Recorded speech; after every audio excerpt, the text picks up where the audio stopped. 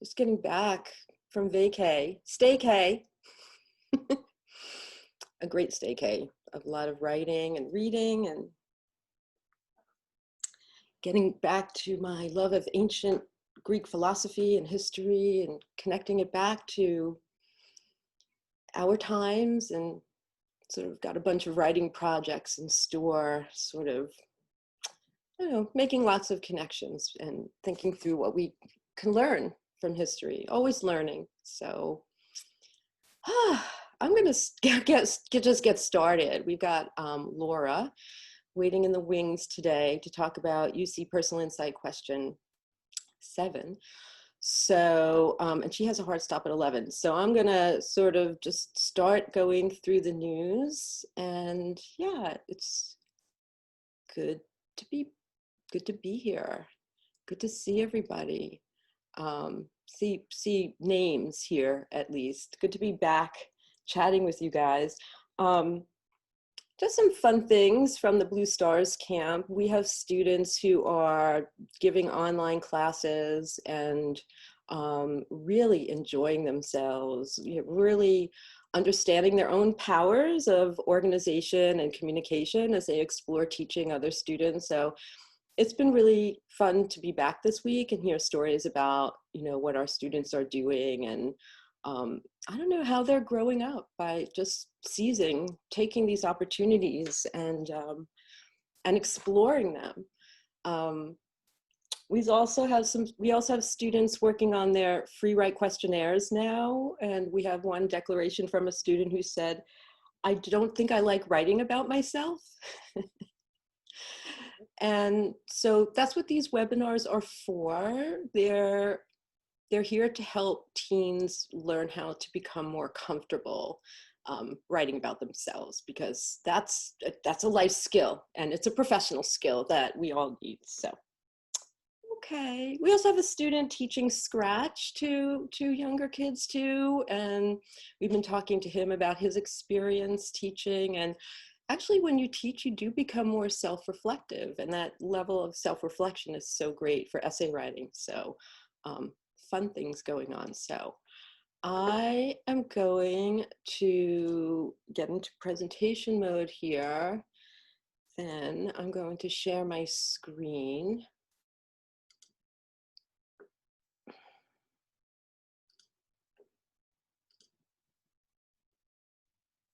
And get into some news. All right, here we go.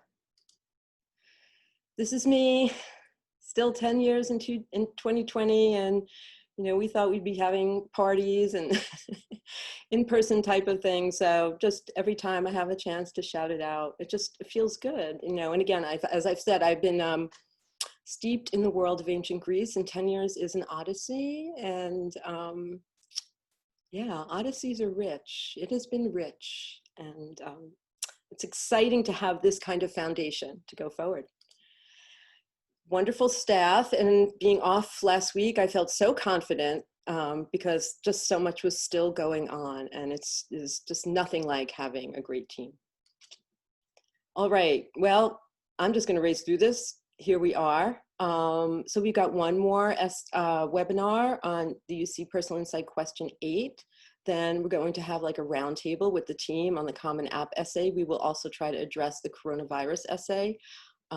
Looking forward to that.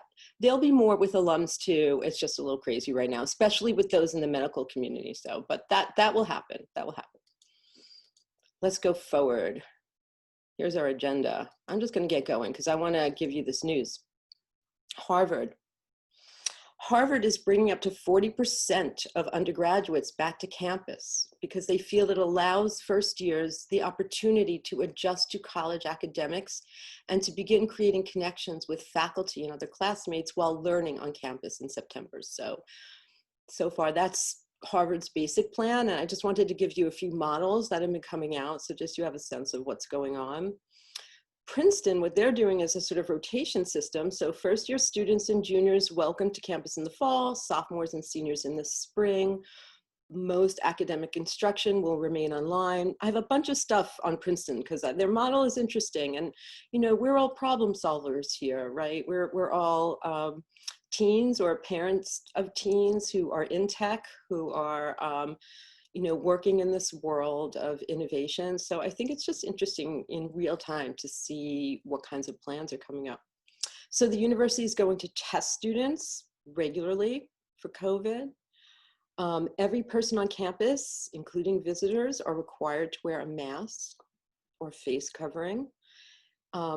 All undergraduates will have the option to complete the entire year remotely if they want to, for whatever reasons. It doesn't have to be like a documented medical condition.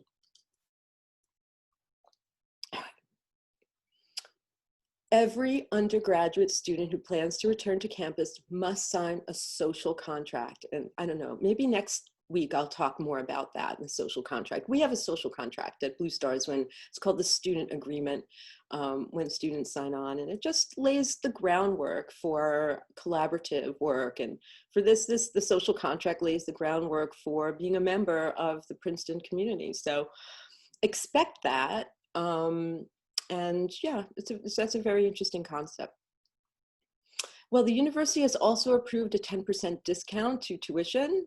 Haven't had a chance to research this. I don't believe Harvard is doing the same in kind, but you never know. There could be a dominoes effect. There's all sorts of discussion right now, of course, in higher ed on the value of these degrees, and there's a lot of disruption there for sure. But this is how Princeton sort of decided to, go forward in the era of COVID at the moment. Very interesting news. Stanford is eliminating 11 varsity sports. Here they are: men's and women's fencing, field hockey, lightweight rowing, men's rowing, co-ed and women's sailing, squash, synchronized swimming, men's volleyball, and wrestling. There's a letter, I think I linked you to it. I do link you to it, talking about budgetary issues. I haven't seen any discussion about this, but when I see teams being cut, I always think, oh, that opens up spaces for students who aren't athletes. I don't know how Stanford is thinking about this overall, but I'm assuming they wouldn't decrease the number of students because they would want tuition. I don't know. So, I know people have, when I've been looking at sort of the way people have been talking about this, it feels really sad, but it could also be an opportunity. So I just wanted to share that with you. All right, our rising seniors, CU Boulder is now test optional. The ACT has postponed its online testing for the fall, and that is all I have for you guys. So I will just keep in touch with you as things continue. And what I do want to say is, let's say your child can't take the SAT or ACT this year and they are applying.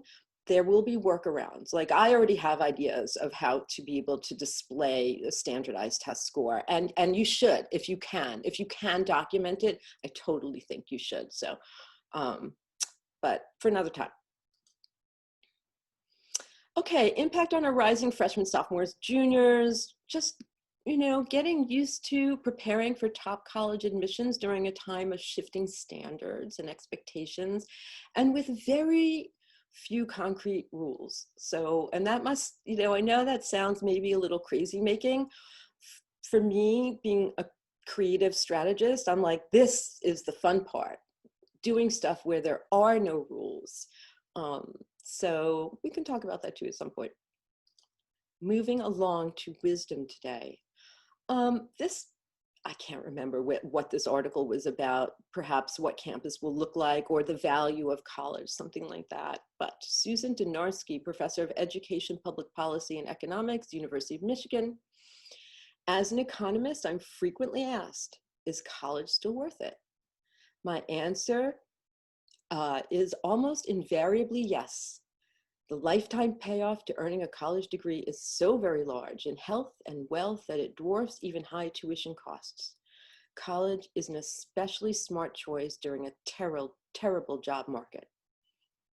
So I thought that would be helpful news for you guys. And I know some people wondering about gap years and things like that. And, gap year in a pandemic, unless you have some remote opportunity, which is not really what a gap year is for the most part, it pays to go to school.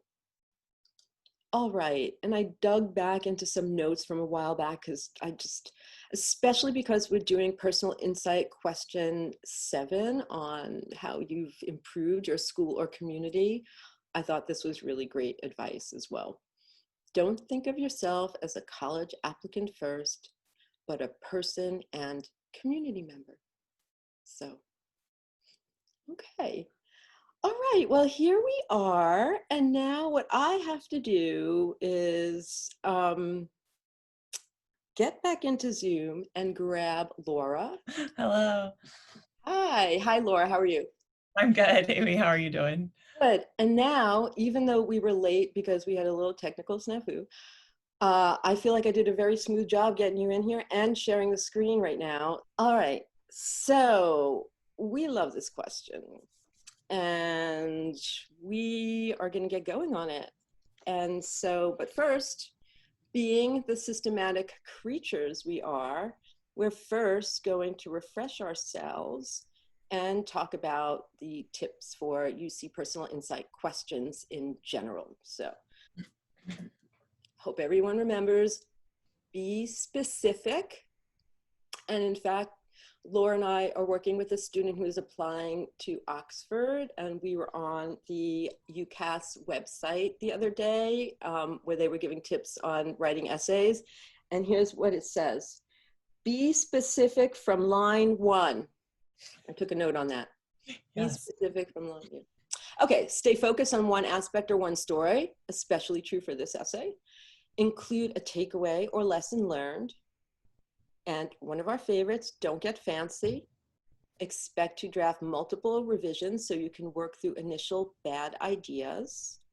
Avoid repeating topics, or stories. Spread your content throughout the 4 essays, and then revise. All right, let's get to it. Let's get to Personal Insight question 7. What have you done to make your school or community a better place, right? So, all right, well, let's break this down. As you can see, I've already tried to do that graphically, but let's break this down into like first focusing on school or community. What could this mean, like besides the obvious? Well, it's important to understand that community can really be any group, so any team. It can even be a place. It can obviously be your high school, as the prompt states, but it might also be your hometown, your actual home, your house.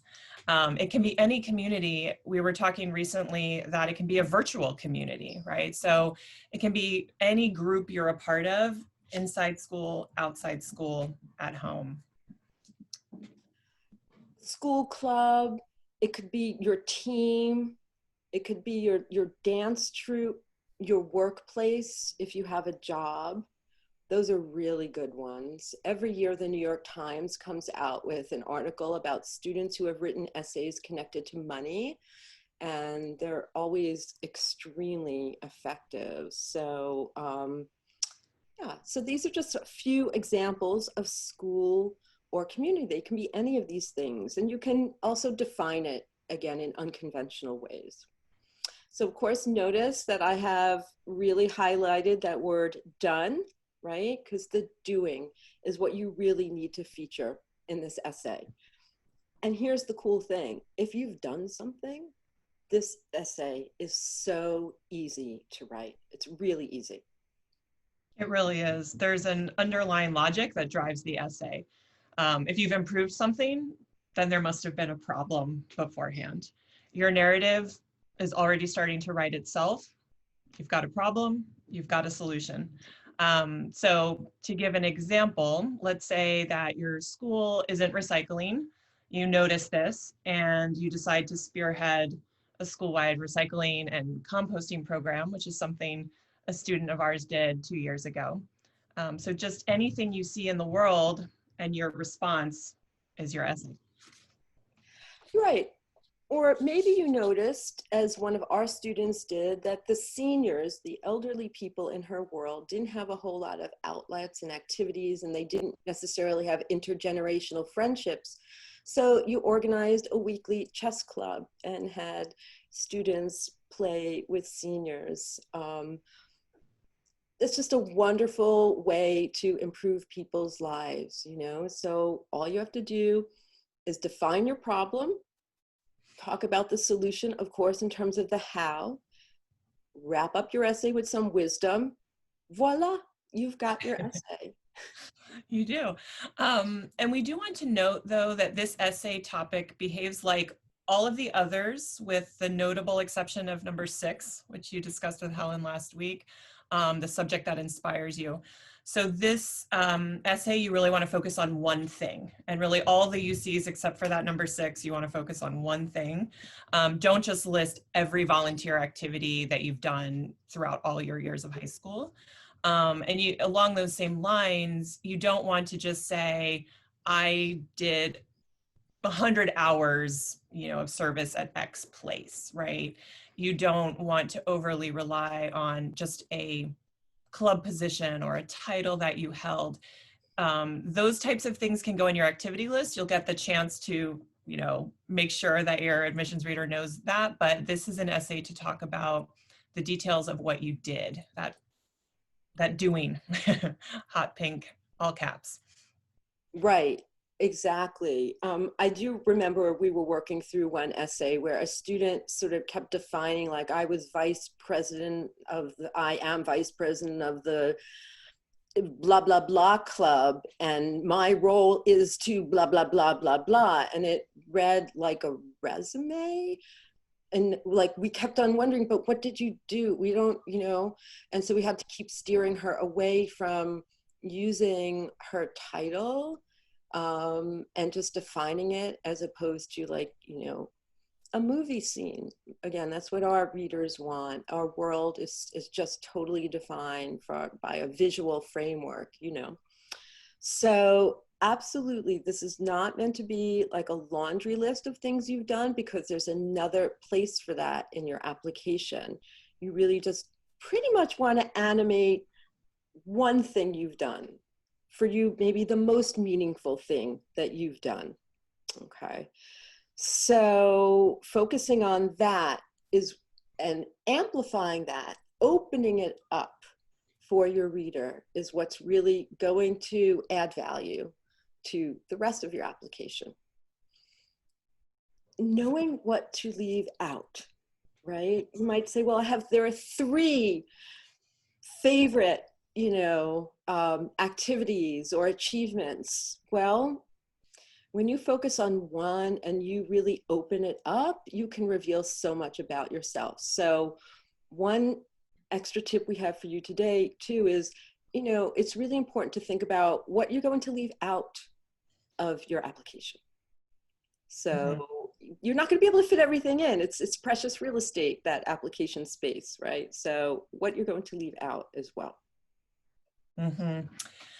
And also remember, you can certainly touch on, what you've learned. Obviously, they want that personal element in your response, but you also really want to focus on how what you did, your actions, benefited others, right? This is a question about how you've made your community a better place.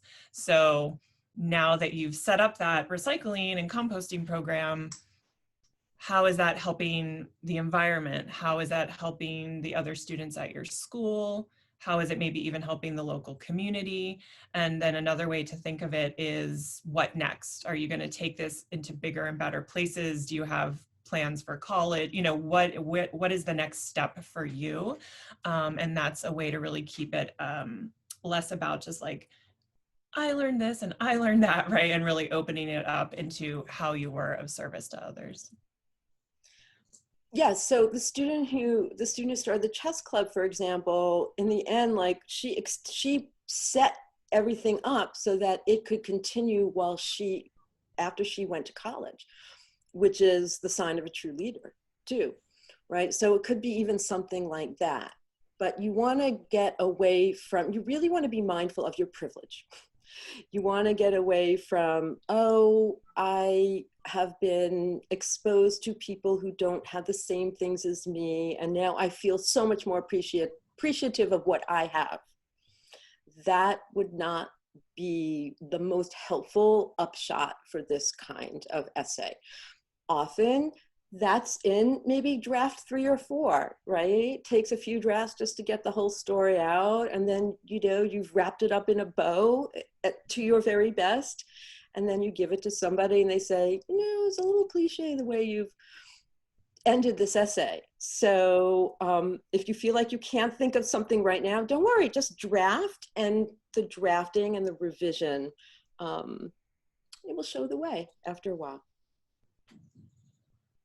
Yeah, and I think along those lines, you know, we've had students struggle with this, and Amy and I were talking about this the other day, like how many times I've had to edit out this type of sentiment. But certainly you can be making, let's say, a sociological observation. Maybe there is a moment of awakening that you had. You know, we had a student a few years back who wrote about really becoming aware of the poverty that she saw in East Palo Alto, which was so close to where she lived, and yet an experience and a reality that before this she had known nothing about. So in her essay, she was able to speak to this newfound understanding, but also what she was going to do about it, not just a reflection of, oh, I saw this and then I felt grateful, right? There was action on her part. There was an observation about culture and all of these different things, systemic inequity and so on. So that type of thing is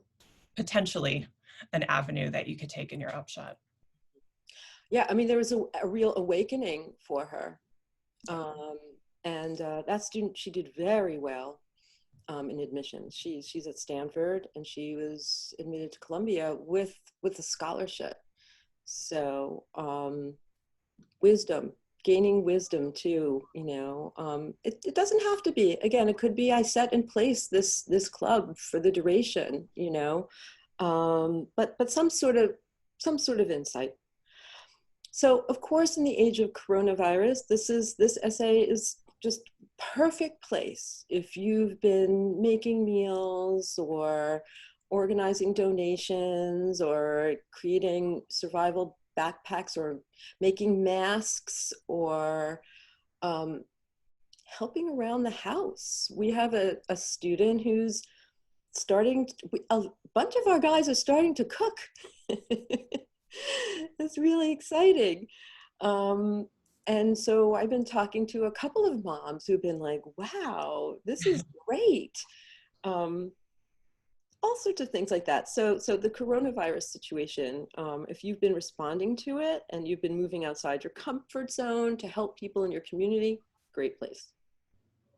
Yeah, I've been so excited and just like proud of our students. They're really getting creative with the ways that they're helping, and all of the things that you just listed, Amy. I feel like I'm so impressed. And even one student who I said, well, what are you doing for your volunteering? And he said, oh, I've been shopping for my elderly neighbors and like bringing them groceries for weeks now. And, you know, just students that really have risen to the occasion, you know, and I think these are all just perfect topics for UC7. Really all schools, the UCs included, are going to want to see how students responded to this moment. And I'm really proud of our Blue Star students. They've all really jumped into it in just wonderful, creative, very active ways. And so that is very much the spirit of this of this prompt. And I think they're proud of themselves too. It's really cute. And I think too, when you're busy doing all of this uncertainty, which is here, you know, it really helps. I think it really helps with our team's mood. Cool. All right. Well, I think we've pretty much covered most of the things we wanted to talk about. So I'm just going to go right to the tips for UC Personal Insight question 7, just to wrap up the discussion that we had.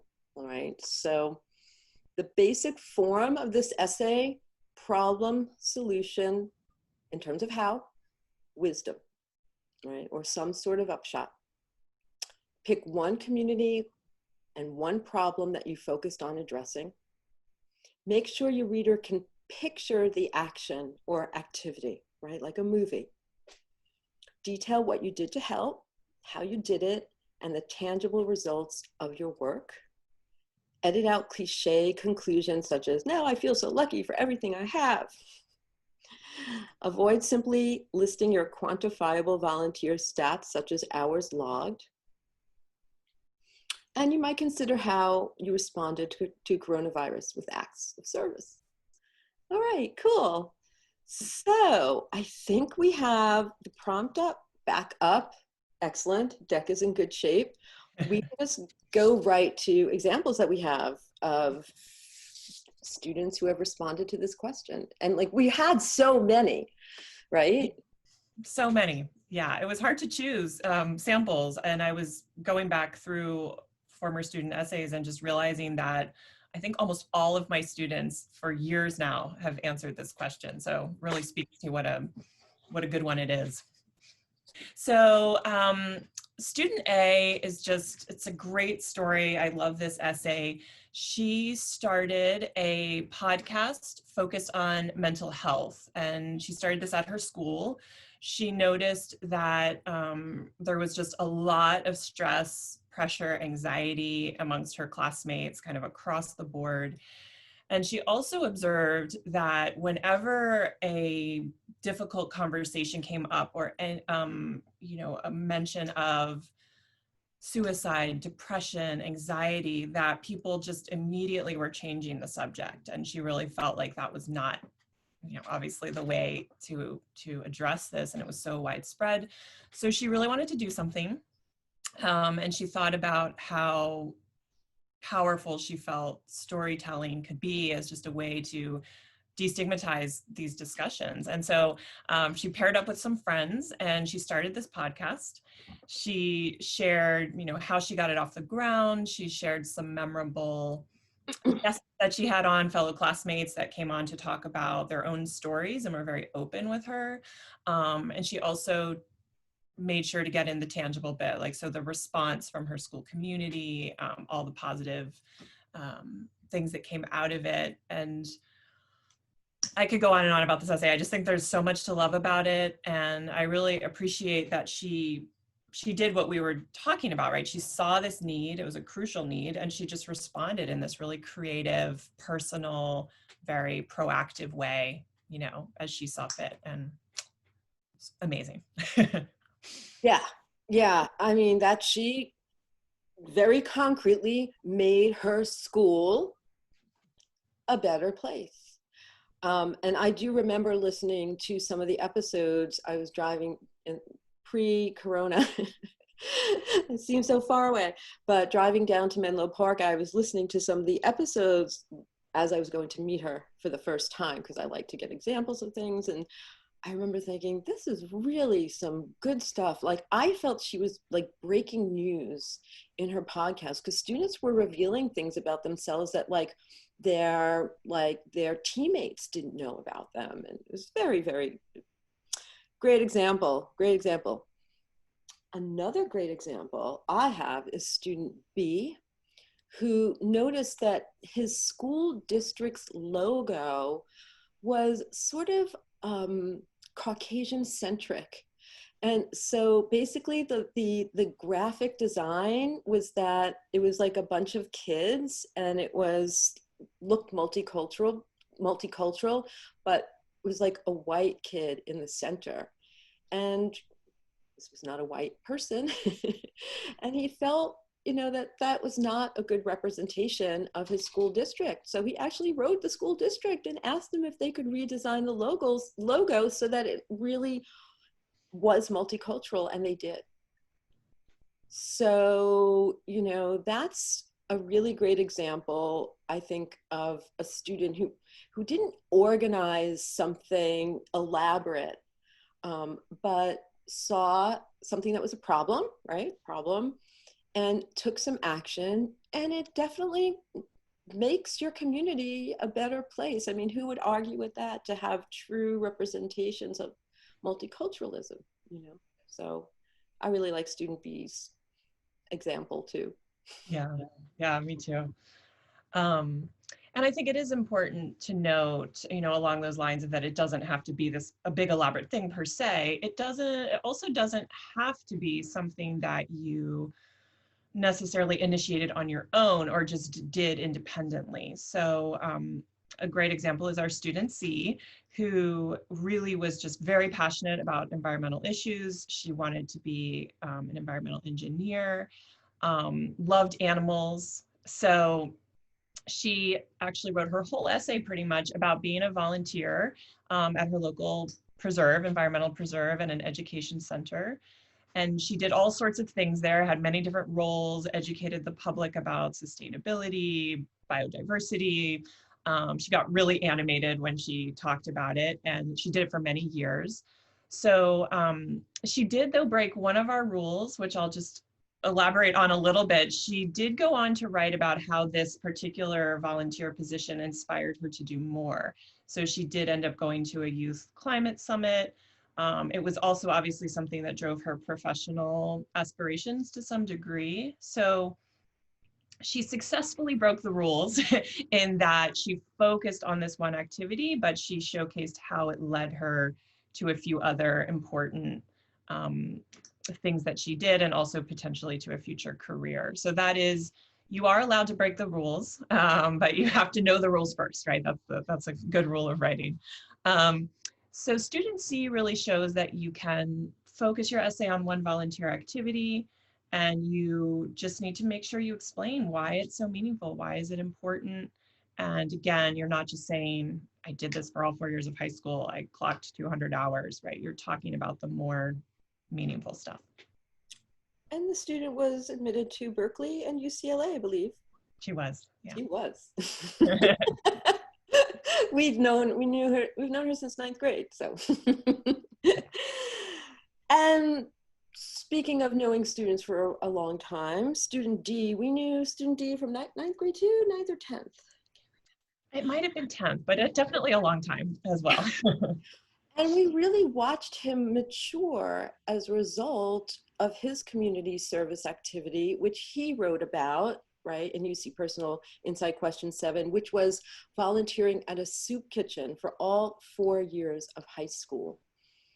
And he wrote his essay about spending his afternoons talking with guests and serving them food, and doing this as this was just part of his, part of his schedule, part of his array of activities. And it's something he really loved, I think the ethical attitude of the people who ran the soup kitchen. I think he felt like he learned a lot from everyone.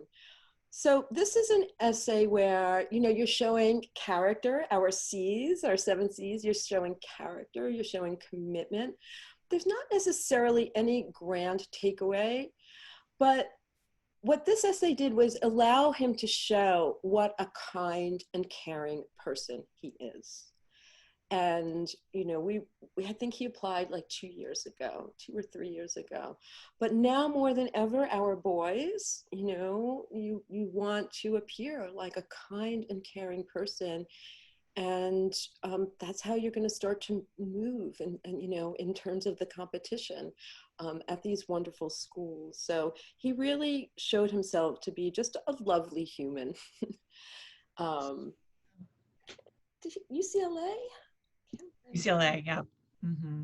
To UCLA. So, all right. So those are our examples. And now let's apply our examples to the tips. Mm-hmm. Student A created a storytelling podcast that inspired open discussion about mental health at her school.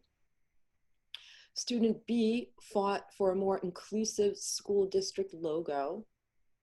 Student C volunteered to educate her community about environmental issues.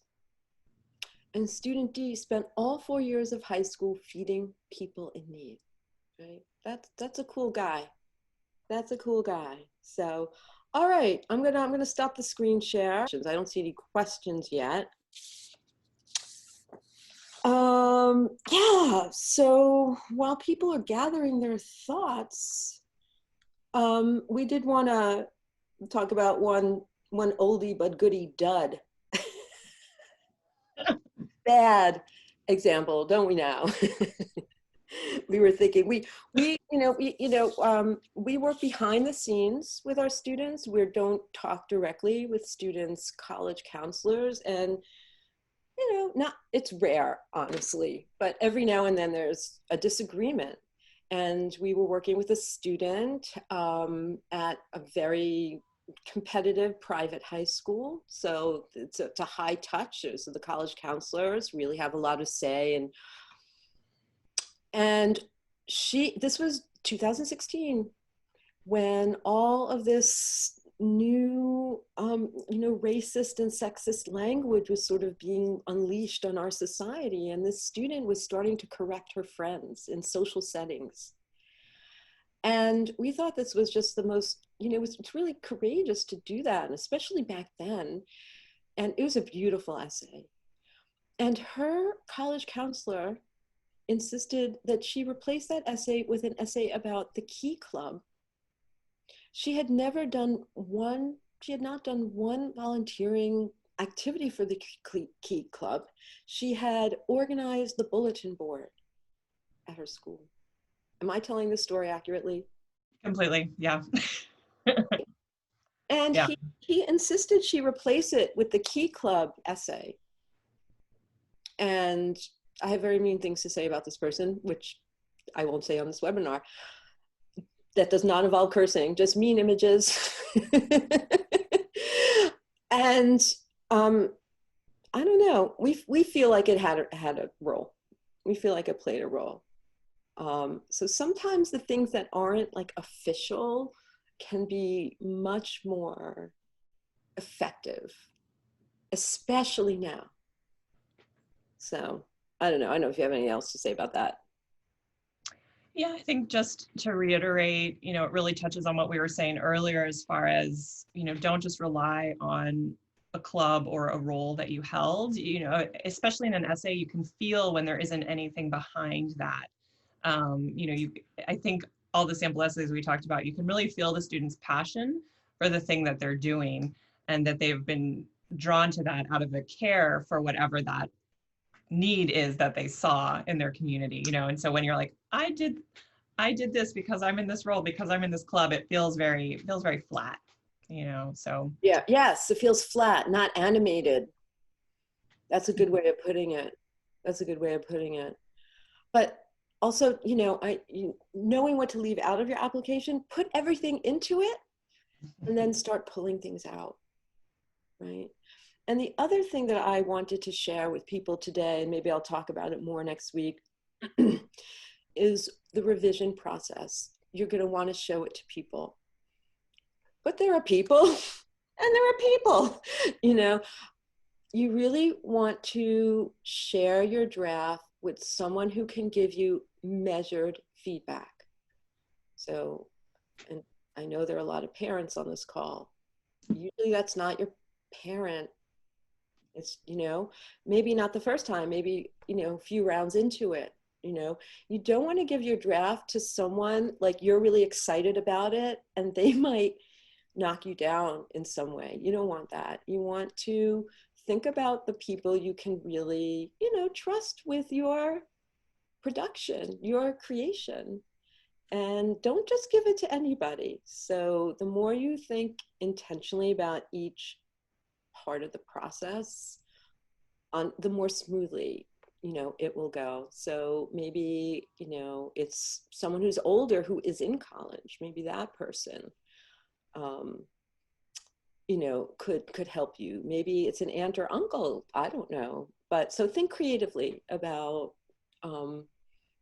who to share your revisions. Make sure that person can receive it in a way that will be helpful to you.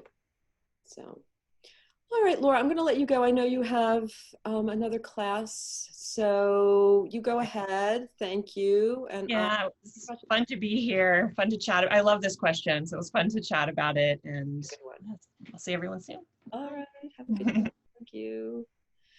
So is the SAT in August and September canceled? I have not yet seen anything about it, and I have not looked. So I'll keep an eye this week. I don't have the answer to that. Okay. I have one question. What if the student, what the student did is beyond the school or school district or neighborhood, like a county or even a state level? For sure. Yeah. Yeah. Community can be understood broadly. So it can be something beyond the region. You just want to make sure, again, it's something substantial, something that's, that there's a movie scene, something that even if what you did is virtual, but, and you needed to get subscribers, or you were working on like a micro lending fund for someone in Mali. You still want to be able to tell that story and how your campaign helped the small business person and the ways in which it helped this person. So yeah, it doesn't have to be regional. Community could be considered broadly, for sure. When should we start writing the essay? Well, will the end of August be too late for ED? So we're finishing up with free write questionnaires right now with our free writing. We're determining topics. If you or your child is applying to a top school, that person should be at least free writing. Maybe not deciding on your topics, but by August you should have topics and start the drafting, because things will snowball in October. And if you really want to put polish on things. So I would say free writing in July, get your topics together by the very beginning of August, and start that drafting process. So, all right, you guys, I hope that was helpful. I'm sorry for the for the technical difficulties. Just sort of getting back into things and was catching up last week. So good to see everybody. And I'm looking forward to our session next week. It will be at 11 o'clock. So have a great rest of the weekend, and I'll talk to you soon. Take care.